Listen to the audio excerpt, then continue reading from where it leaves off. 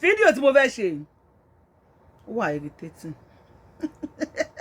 Ó wà disgusting. Ṣé ẹ ti gbọ́? Gómìnà. If you watch this video, ọmọ máa ṣe bẹ́ẹ̀ kó sunkún àbí kó rẹ́rìn. Ayé Nàìjíríà padà ṣá málámálá. Kí lẹ ṣe wá? Ta ni ẹ ṣe o? Ẹni kí lẹ ṣe wá? Ta ni ẹ ṣe o? Tó fi jẹ́ pé Nàìjíríà di rádaràdà. Kí lẹ ṣe wá? Kí lẹ ṣe wá? Ta ni ẹ ṣe o? Kí lẹ ṣe wá? Ta ni ẹ ṣe o? Naija padà di jákujàku. Kí lẹ ṣe? Ní 21st century, a whole governor. I think this is the result of 90 billion. Ẹ̀sìn. Nigeria put everything sórí ẹ̀sìn. Àbájáde 90 billion. Àdúrà ti gbà. But God, Mr. Governor, mi ti fẹ́ dárúkọ yín. Mo fẹ́ káwọn èèyàn fún ara wọn báyìí kan fojú ara wọn wò ni. I don't want to mention your name now. I just want people to see. Oh, my shocktalize everybody. But you should have wait. I want you to Saudi, you want to 90 billion Shadua. You should have wait for them now. So they can show you in Nigeria. Kò ní di. Ẹ pín Nigeria. Ó ti bọ́ mọ́ yín lọ́wọ́. Rojú tú ẹ. Yoruba nation la fẹ́. Ó ti dàrú mọ́ yín lọ́wọ́. Ó ti bọ́. Ó ti pakasọ. Ẹ fún wa Yoruba nation. Àwọn ọmọ Yorùbá ọlọ́pọlọ pípé ni wá. Ọpọlọ tí wá ò jọ̀n. Àwọn ẹṣẹ́ ni tí ò ní làákàyè. Yorùbá gbọ́n nínú agbọ́n níta. Àmọ́ tí epo bá yí ọwọ́ kan, if care is not taken, ó máa yí ọwọ́ mẹ́wẹ̀ẹ̀wá. Ó máa yí ẹsẹ̀ pàápàá, ó máa yí ara, ó máa yí everywhere. Ajá ti àwọn ẹ̀hùn àìgùntàn tó ti bá járìn sí, ó ti ń jẹ ìgbẹ́. Kí ló dé? Ojú tì mí. I watch this show and ojú dé tì mí. Ẹ bá mi share video yìí. Mo fẹ́ kó kan àwọn ọmọ governor yìí. Torí mo believe pé àwọn ọmọ yín ò ní sí Nàìjíríà. Àwọn ọmọ yín ìlú òyìnbó ló máa wà. Fẹ́ ká bá mi share video yìí káàkiri. Kó kan àwọn ìyá kan tí wọ́n máa mọ̀ pé ọmọ governor yìí lélẹ́yìí. Tí wọ́n wá fi video yẹn hàn ọmọ ẹ̀.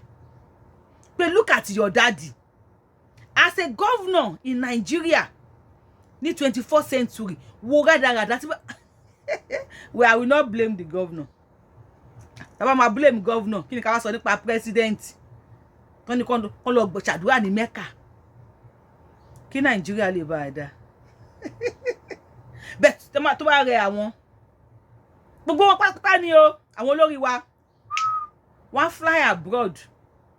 Wọ́n ò ní dúró sí Nigeria kan ní ẹgbowó ẹ lọ bá wọn pray níbì kan wá. Àwọn fẹ́ lọ sí school, insecurity wà nílùú. Wọ́n ever mi ò gbọ́ lẹ́nu wọn wípé ẹ jọ̀ọ́ o ẹ̀yin èèyàn. Àwọn ọmọ àwọn yìí ò kàn dúró Nigeria kan máa lọ sí school o. Ẹ lọ bá wọn pray for insecurity. Tálíkà. You don't want to watch this. Ọlọ́run. Ní fẹ́ wò. Ojú everybody máa bó. Ó pakasọ. Àbọ̀dé 90 billion. Àbọ̀dé 90 billion in Mecca. Bẹ́ẹ̀ ká tó lọ sí Nigeria. Ẹ yẹ ká kọ́kọ́ lọ sí America. Ní 21st century. Mo fẹ́ kẹ́ ṣe comparison.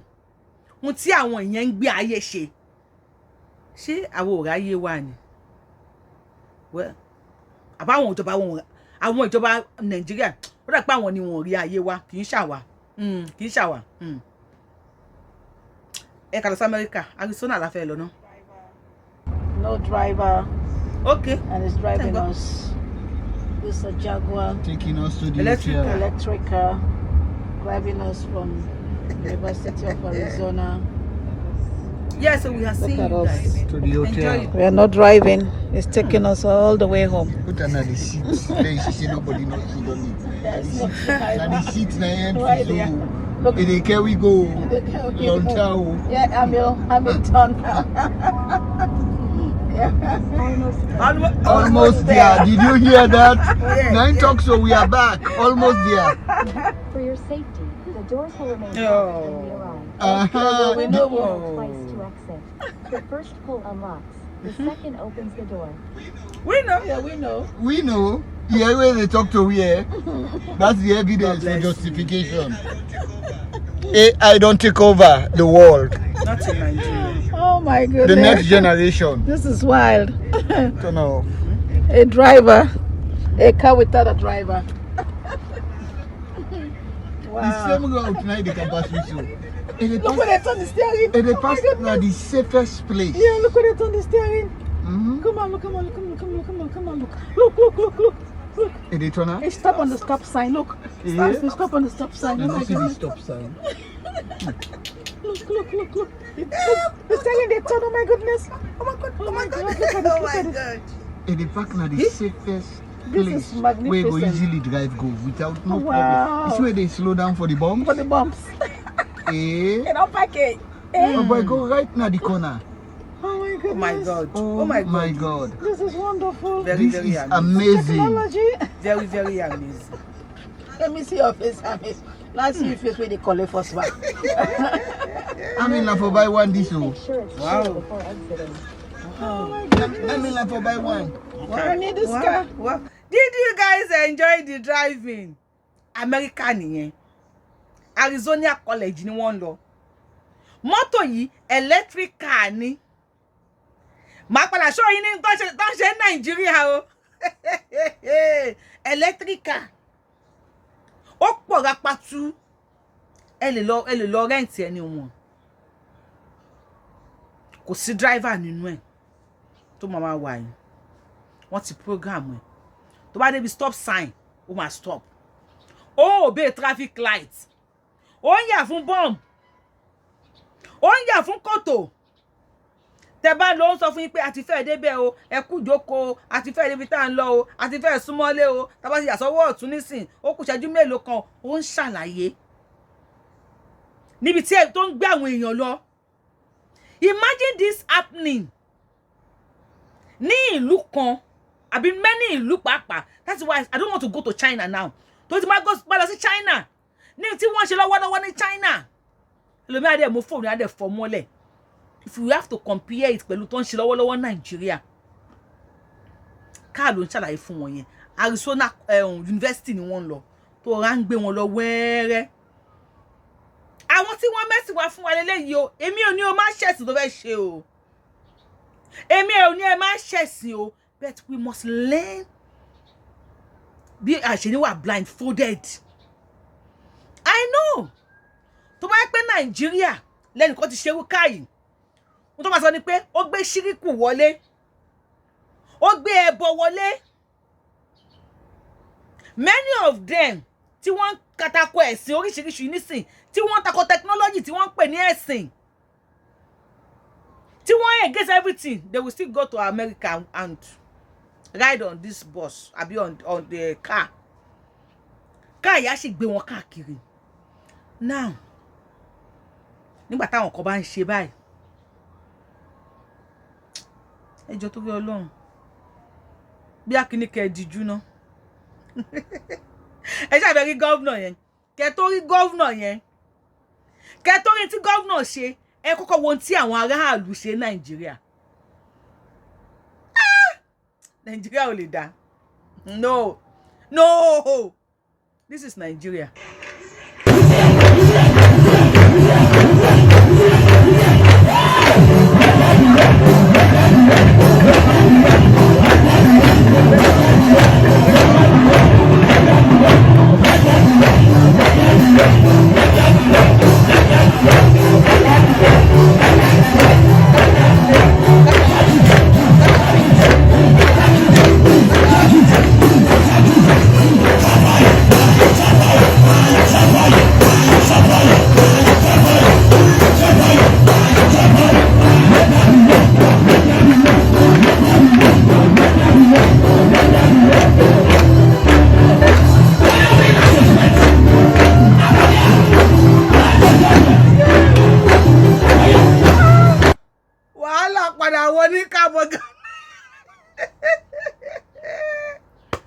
wàhálà padà wọ ní kábọ̀gá Nàìjíríà ẹ bá mi share fídíò yìí mo mọ̀ pé ẹ fẹ́ rí tí gọ́vnà ṣe kẹ́ tó rí gọ́vnà mo fẹ́ kọ́kọ́ rí aráàlú náà aráàlú ni wọ́n kó odó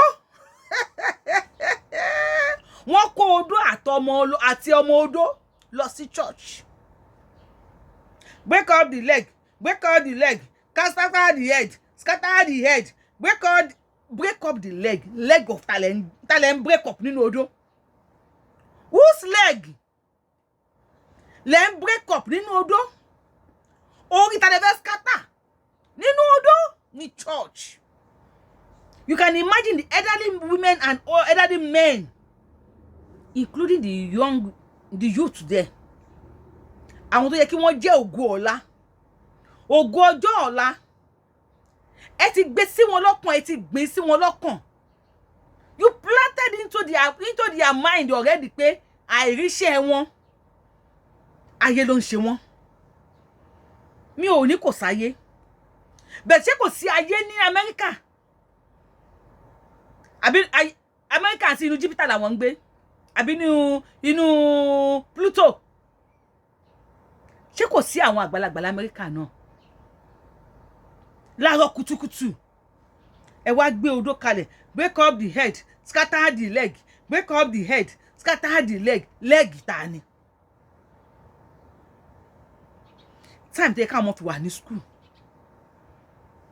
So now, I believe pé ẹnìkan ló ń ṣe yín, ẹni ọ̀tá kan tó bẹ́ fi odó.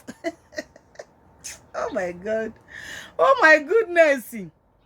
I will not blame you much. Ìmọ̀ ìmọ̀ sọ fún yín pé kò easy fún àwọn olóṣèlú Nàìjíríà láti wọ iná. You know why? Àgùntàn wọn orí ṣèédú bẹ́ẹ̀ ló ṣe gba iṣu lọ́wọ́ ẹ̀. Wọ́n ti mọ̀ pé sákù break up the leg, scatter the head. Wọ́n ti rí ní mumude soso-de wẹ́líwẹ́lí.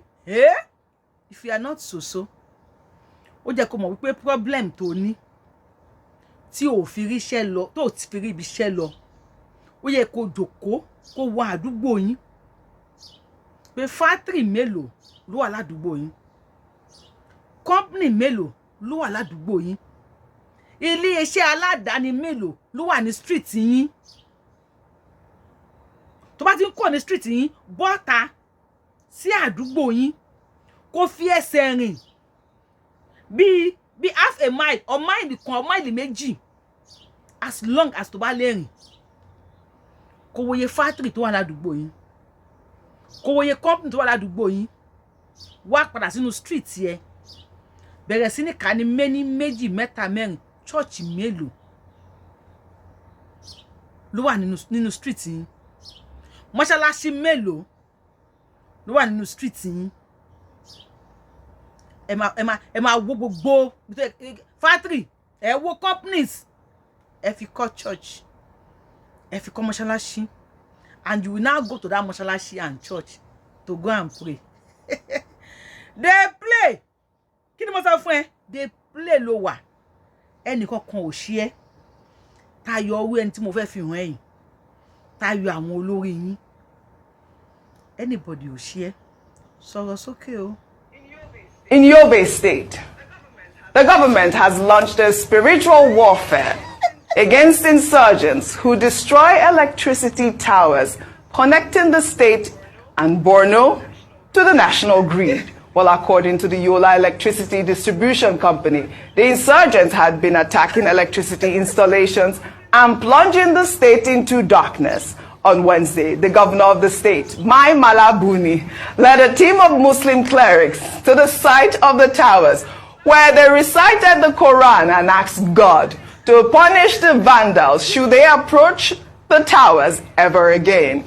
Cows were also sacrificed for Allah to expose the insurgents attacking the towers and their sponsors. Of course, you know, this is my Friday story. I mean, they had to use God. You see this religion, they have to use God. When we have our military there, we have our security forces that can, you know, guard the electricity grid. We're using Allah, our pastor, please. Well, someone said that it was because of him that the Yes. Naira strengthened. That was Odumeje. Yeah, so people have been claiming. So, but I mean, truthfully, when you watch this, you cannot believe that this is TV in 2024. Yes. And this is what a governor of a state is doing to address what is clearly a criminal activity, and where we have security agents for that, for that purpose. I think it's quite, number one, it's misleading. Number two, I want to assume that they're going to pay the people who went there to pray. It's a waste of state funds. And also, it's a burying the head in the sand approach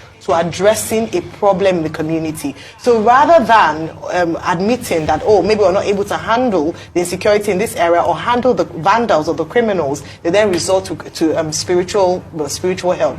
Truth is that Nigeria is a very religious country. We cannot take that away from us. However, when the governor of the state, who is entrusted with protecting the lives and property of the people, then, by this admittance of the failure of the security agencies to secure this critical infrastructure, invites spiritualists to come and pray for the place, then what will people do? And that's why they say that fake religious leaders are prospering, because when you're sick, rather than go to the hospital because the health sector has failed, you go and meet different kinds of people who will give you different kinds of things to ingest for help. When you need help, the mosques and the churches have become welfare centers. So they take on the role of government, and it is quite unfortunate. What I think they should do is actually address the issues. Absolutely. These people are not spirits. They are human beings who go there to vandalize this infrastructure. Yes. Mema Labone is now leading clerics to go and pray at electricity facilities. I mean, that's scandalous. It's the responsibility of the civil defense to protect government facilities in any part. It's not the responsibility of Malams. Now he has taken Malams here. They slaughtered 2 cows. I think he will still have to take Christians. They must have some Christians in Yoruba State. They must take them there. And then who is paying for the cow? And are these people going to receive honorarium for going to recite the Quran? And is that money going to come from state coffers in violation of Section 10 that I quoted earlier on this program? So these are the issues. If Mema Labone wants to become a Muslim cleric, when he leaves the position of governor, he might as well, embark on a career as a cleric. But why?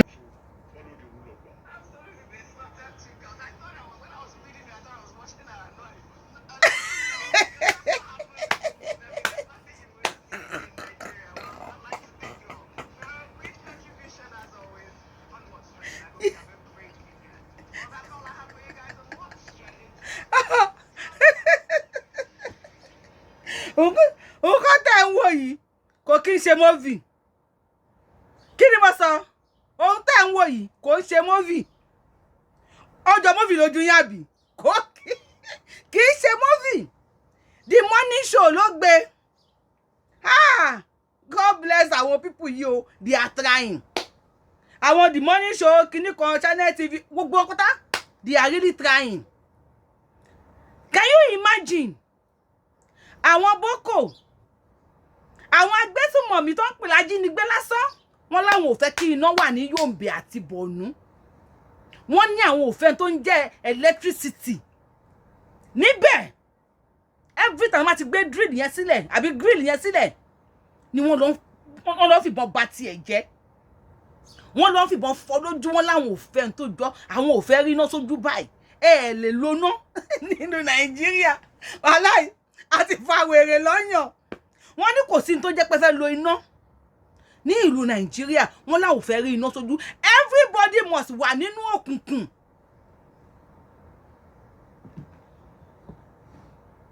And ìlú yẹn kò wá síbi governor.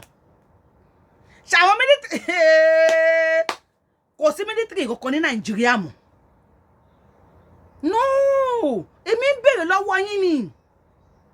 So a governor went as far as ó lọ pe àwọn alálàáfà kó wá ṣe àdúrà sí grill tó mú iná wọ ìlú tí àwọn ajínigbé tí wọ́n fi ìbọn fọ́ lójoojúmọ́. Wọ́n tún pa màálù. Wọ́n tún pa màálù.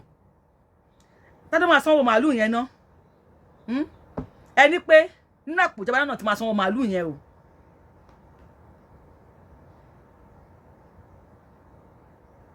ẹ bá mi bi gọ́vnà yìí ṣé kò ní escort, ṣé kò ní àwọn security tí wọ́n ń ṣọ́, àwọn security tó wáyé pé wá ní security tó ń ṣọ́, ṣáwọn security yẹn ṣé uniform men ni wọ́n àbí cleric ni wọ́n? Bẹ́ẹ̀ ká máa bèèrè àwọn questions kọ̀ọ̀kan. Ìjọ wo gbogbo wọn lọ ra bulletproof car? Kí ló dé tó ra bulletproof car? Kí ló dé tí kò ra àfáà car? Ṣùgbọ́n wò sùsùn wọ́n lọ ra bulletproof car. Who they deceive who? Ta ló ń tanra wọn? Àwọn military in Nigeria, this is a disgrace, a slap on their face. Nǹkan tìjú ayé àtọ̀run gangan ni eléyìí. For them to see this, you kan dáwọ́ bojú báyìí ni. But yet many of them wọ́n fi ṣe escorts. So àwọn agbésùnmọ̀mí tí wọ́n wá fi iná tó wá ń fọ́ iná lójoojúmọ́, are they spirits? Are they spirits? Ẹ má ṣì mí gbọ́, mi ní kò ṣàdúrà, mi ní kò sí ogun. Ṣùgbọ́n Gaza, kódà Kaaba, wọn ò fi Kùránì ṣọ́ Kaaba. Dágámù, ẹ ṣe àwọn ọlọ́pàá wọn tí wọ́n ṣọ́ Kaaba. Wọ́n ní ẹ fi ti Késárì fún ti Késárì. Ohun tó bá jọun la máa fi ń wéhun. Epo ẹ̀pá jọpọ̀ sí ẹ̀ lérí. Nigerians have been brainwashed. Wọn ò ní ìkókó mọ́ta yọ ẹ̀sìn. Wọ́n yẹ kí Nàìjíríà máa ṣẹ̀sìn. Ẹ̀sìn alátarodo. Ẹ̀sìn tó yí gbirigbirigbiri látorí ẹ̀yin náà ẹ wò náà. Ẹ̀yin náà ẹ wò. When àwọn àgbàlagbà kan lọ sí church tí wọ́n lọ ń gbé odó, die, break your head, break your leg, kí lè fẹ́ break. Nígbà táwọn governors ti rí wọn ní Ṣùgọ́mù, wọ́n ti rí wọn ní Nànàmú, abẹ́sìn wáyé tó máa bẹ́sìn lọ. Ẹ bá mi bi àwọn tó jẹ́ olórí governors yẹn. School wo làwọn ọmọ wọn ń lọ? Ṣé public school làwọn ọmọ wọn ń lọ? Bàtà àwọn ọmọ wọn lọ sí school táwọn ọmọ wọn ń lọ tó bá ṣe wà Nàìjíríà nínú wọn ni. Ṣé security ò tẹ̀lé? And they are not shameful. Well, you cannot shame the shameless. They still go to the extent láti camera ẹ̀ pé apá màálù o, a fi màálù ṣọ́ banditry o, wọ́n ṣẹ́ èpè o, ìpè kí Allah kó pọ́líṣì àwọn agbésùn kó pọ́líṣì àwọn agbésùnmọ̀mí tó bá tún wá ba iná yìí jẹ́. Apá màálù torí electricity. Àwọn aráàlú, àwọn ará Borno àti Yobe táwọn agbésùnmọ̀mí ń pa, kí lẹ máa pa torí tí wọ́n jàre? Ràkúnmí àbí? They make sacrifice. Wọ́n ṣe ẹbọ, wọ́n ṣètùtù kí Allah lè bá wọn ṣọ́ iná. Please, if you are a Muslim, don't get it wrong. That is what you believe. If you are a Christian, don't get it wrong. That is what you believe. Even láyé Jésù, Pétérù fa idà yọ, ó bẹ́ etí ẹnìkan bọ́lẹ̀lẹ̀. Are you kidding me? Jésù sọ fún pé Pétérù fi idà ẹ bọ́ akọ padà. Jésù sọ fún Pétérù pé kó sọ idà yẹn nù. Fi bọ́ akọ padà. Because Jésù believe pé time tó lò yẹn, we don't need it now. But Jésù àti Pétérù máa ń rìn káàkiri. Ṣé Jésù mọ̀ pé Peter ó gbé idà sword sí ara? Jésù mọ̀, they play. Jésù mọ̀. Pàtó bẹ́ẹ̀ tí Pétérù bá ti máa lo idà tẹ́tẹ́lẹ̀. Pétérù ọmọ ọ̀tí. Peter ọmọ ó gbá lórí mi, ó gbá lórí ẹ̀ burúkú. Tí ó bá ti máa lo idà tẹ́tẹ́lẹ̀, kò ní mọ̀ lò. Ànábì ńkọ́ àti ogun udu àti tí ò udu gbogbo ogun tànábì jà èwo ni wọn ò kó idà dání láti lọ fi jagun no ó ràn nà ajá sọ tọrọ fúnra wa èwo ni wọn ò kó idà dání láti lọ fi ja ogun ok tànábì jagun àsínbẹ gbàtí Peter gé tí èèyàn bọ́lẹ̀ àsínbẹ Gaza Palestine àti Israel àwọn ìlú méjì tó fún wa lẹ́sìn nìyẹn wọ́n fa mọ̀gán náà lọ́wọ́ ṣé ní Palestine ṣọ́kó Kùránì jáde láti fi jagun wọ́n gbé tó tọ́ olóòótọ́ ni wọ́n gbé pọ́ta wọ́n fi kọjú ogun wọn are you kidding me àwọn kíní kọ́ àwọn Israelites ṣé wọ́n kó Bible jáde àwọn pípì tí ń ya wèrè o Ọlọ́run ẹ̀yin èèyàn kan tí ìfúnra ni o ẹni tó wá kọ kọ́mẹ̀ntì yẹn ní ìjẹta lórí péjì mi pé all our governors yẹ ká kó wọn lọ sí psycho hospital kí wọ́n test ọpọlọ wọn bóyá wọ́n ṣì normal I think that person is right àbí kí lẹ̀yin rò ṣé ẹ̀ máa pé ní tọ́lá pé ní tọ̀hún right ẹni tó sọ̀rọ̀ ẹ̀ rí kó dà pé ó make sense ẹni tó sọ̀rọ̀ dà pé ó make sense ó mú yes ṣó ti wá ń clear sójú yín báyìí èyí tá à ń sọ fún yín pé wọ́n ti kẹ́ran mérò Nàìjíríà kó ní kálukú dá dúró kó ní ìbá ti ráwọn àwọn kan tí wọ́n ń ṣe ìbúra fáwọn tí wọ́n náà tán kó àdá bọ́ta kó ní kó máa búra fún àwọn not pé kí wọ́n búra láti protect ìlú tí wọ́n ń ṣe but láti dúró láti má da olórí wọn many of them not fi state wọn yá owó jọ ti China bá dé China wàá kó anybody Ọlọ́run oríkàlùkù ẹ lọ change orúkọ yín o èmi á máa jẹ́ Yoru ṣinṣin kí lẹ́yìn máa jẹ́ ṣàkànṣin ojú everybody máa bó ẹ lọ bá mi download tap send dollar is now almost 1,500 naira lórí tap send ẹ lo promo code mi ẹ má gbàgbé ẹ lo Abiola TTS ABIOLA TTS many of you must pay I send me the message ẹ mo lè má rí message I have many messages on my phone ẹ pè mí ní lórí +171850205573 that is business let's talk about business ẹ má gbàgbé àkọ́kọ́ send owó yín ẹ lo Abiola TTS kódà tẹ́ bá send $1 ẹ gba $10 lọ́fẹ̀ẹ́ à ń ṣe pound à ń ṣe yẹmẹ à ń ṣe euro gbogbo owó là ń ṣe aṣẹ́wó ni mí o confirm aṣẹ́wó ń kí yín o ẹ bá wa dòwò pọ̀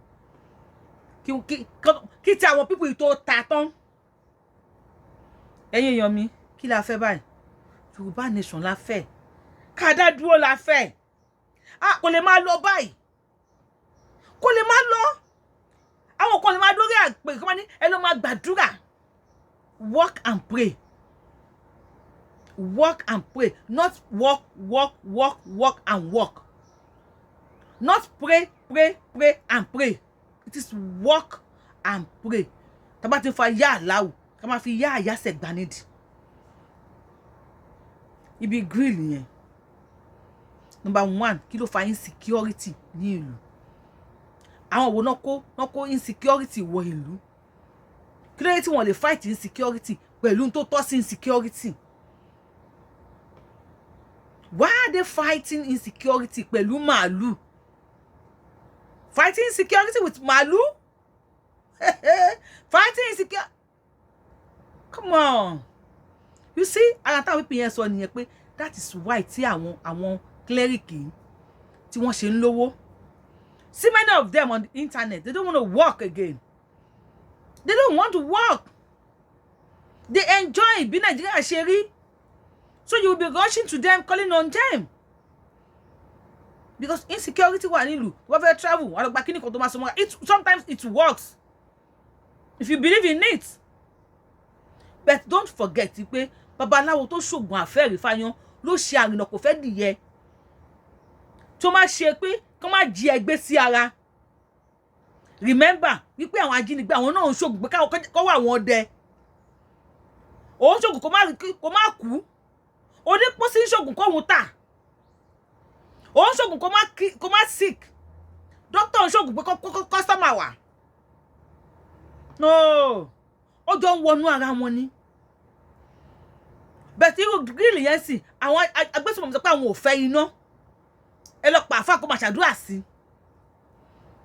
what if tí kí lórúkọ ẹ̀ governor of Yobe tó bá káwọn military síbẹ̀ pé yá ẹ ṣeré fún wọn tí wọ́n dẹ̀ wà well equipped tí wọ́n wà well armed as shameless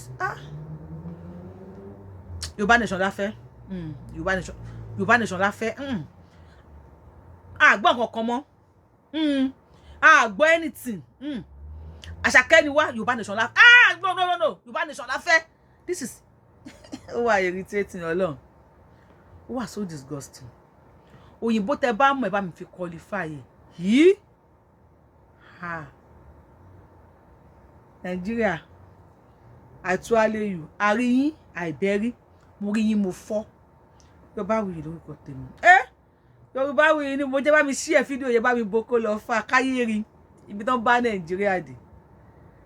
You are seeing me for the first time. I am the one and only Akalolo of Yoruba land.